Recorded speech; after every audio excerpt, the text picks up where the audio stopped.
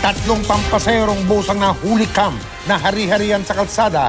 Sa gitna ng tila karirahan, sumalpok ang isa sa mga bus sa konkretong harang pero tuloy pa rin ang gitgitan. Deadma sila sa peligrong maidudulot sa iba pang motorista at nakatutok si Cesar Apolinario, eksklusibo. Agaw pansin sa CCTV video ang pag-unahan ng tatlong bus nitong Martes ng madaling araw sa Regalado Avenue sa Barangay North Fairview, Quezon City. Walang masyadong sasakyan noon.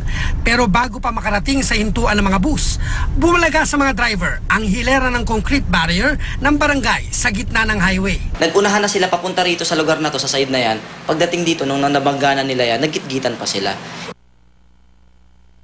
Pero imbis na tuluyang huminto matapos bumangga sa barrier, itinuloy pa rin ng nagkasagiang bus ang pagkarera.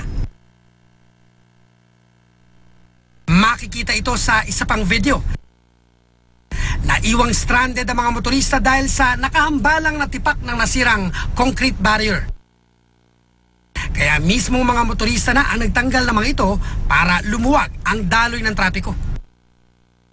Wala naman nasaktan, wala naman kaya lang talagang reckless, naghahabulan talaga, nagkakarerahan. Naplakahan at nalamang pag-aari ng J-Ross Transport ang dalawang naggitgitang bus habang isa pa inaalam pa ng mga otoridad.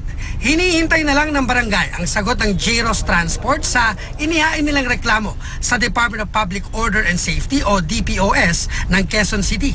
Sinubukan din namin kunin ang pahayag ng J-Ross Transport pero wala pa rin silang sagot. Pakiusap ng mga otoridad sa pamunuan ng J-Ross Transport. Dapat talaga, kung maaari, pagka nahuli mga ganyan, hindi na isyuhan ng mga lisensya talaga eh.